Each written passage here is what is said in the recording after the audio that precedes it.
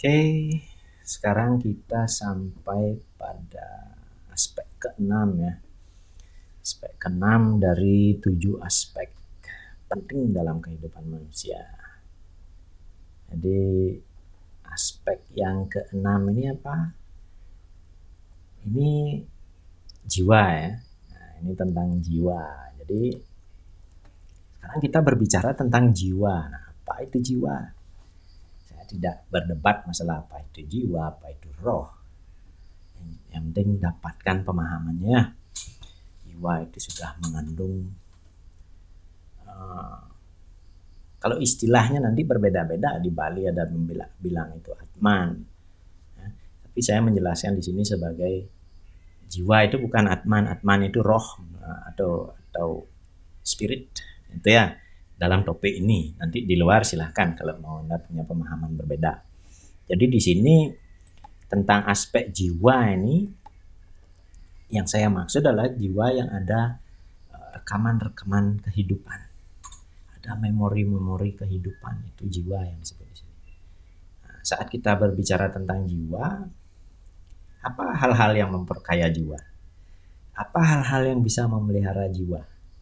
Nah, ini bisa jadi hal-hal yang sangat sederhana, misalnya dengar musik, musik-musik yang indah tentunya, bukan musik yang tidak disukai. Ya.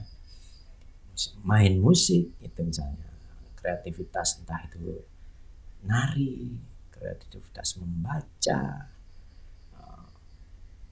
macam-macam. Bahkan ada yang suka hal-hal spiritual gitu, atau nonton film gitu misalnya. Nah, tapi ada juga yang melakukannya sebaliknya dengan apa yang saya lakukan ya. Bisa saja itu hal-hal yang merugikan jiwa juga. Nah, ketika kita mempelajari jiwa, ini ada hal-hal yang membuat kecanduan juga ya. Dari hal-hal itu biasanya yang berkaitan dengan jiwa itu berkaitan dengan hal-hal kecanduan. Kecanduan pada apa? Pada kehidupan materialistik. Seperti itu. Nah, salah satu contohnya misalnya berjudi gitu ya. Ada yang suka hal-hal yang misalnya narkoba gitu misalnya. Nah, ini bisa membuat juga hal yang membuat kecanduan. Biasanya yang berkaitan dengan jiwa ini bikin kecanduan.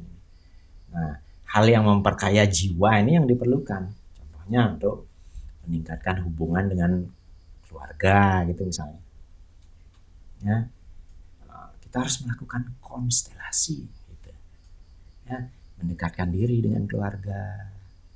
Caranya gimana? Misalnya jiwa kita itu bisa diisi dengan hobi. Nah, hobi. Ada yang hobinya mancing. Tapi kembali di sini saya tegaskan kembali. Mengisi jiwa itu sebaiknya harus disesuaikan dengan masing-masing pribadi. Tidak selalu hal yang Anda hobi yang Anda sukai itu akan membawa ketentraman hidup. Jadi cari hobi yang menyesuaikan dengan kondisi Anda. Ada yang kalau istilah di Bali ada yang senang ke pura gitu ya, makidung gitu misalnya, atau senang mancing gitu. Contoh aja ini. Kalau dengan mancing Anda keluar dari malam, pulangnya pagi gitu. Kalau itu membuat hubungan kekeluargaan Anda tidak baik, berarti itu bukan hal yang tepat bagi keseluruhan diri Anda. Karena diri Anda kan bukan tentang manusia, itu adalah juga makhluk sosial, apalagi dengan keluarga. Itu sosial yang paling terdekat. Seperti itu. Jadi sesuaikan hal ini untuk memenuhi aspek jiwa Anda ini. Ya. Jadi ada beberapa hal yang perlu kita pandang dalam mengisi jiwa ini. Kita perlu melakukan kedekatan dengan keluarga. Oke lah, ayo saya mengajak Anda semua untuk coba lihat ke dalam diri bagaimana Anda dengan keluarga. Yang terdekat aja dulu. Dengan pasangan, dengan anak atau orang tua. Ya, ini proses yang sangat menarik kalau kita melihat hubungan kita dengan keluarga. lihat dari sudut pandang sekelompok orang lain. Saya lihat kalau Anda melakukan ini, saya banyak melihat hasil yang luar biasa dari hal ini untuk jiwa ini, pemulihan jiwa ini. Oke, ayo saya ajak Anda semua untuk melihatnya juga. Kalau saya sudah coba melihat ke dalam diri saya dan ke dalam keluarga, coba Anda melihat. Ya, boleh sambil melihat modelnya, dengerin musik gitu misalnya. Ini ada hubungan. Coba Anda lakukan dengan jiwa Anda. Ini maksud saya ya. Misalnya Anda melakukan teknik pemulihan jiwa ini dengan mendengarkan atau mengisi jiwa Anda. Nah, nanti dengan keluarga itu akan lebih baik nanti. Otomatis itu. Kita bahkan bisa memperkaya jiwa kita melalui hal ini. Dengan mengisi jiwa ini dengan istilahnya dengan hobi-hobi kita ini. Ya. Kalau kita merasa jiwa kita ini kosong, nah ini kita cobalah explore lagi, explore diri kita. Bahkan nanti melalui mimpi juga bisa. Melalui mimpi pun bisa menjadi mengisi jiwa dengan sangat kuat. Gitu. Saya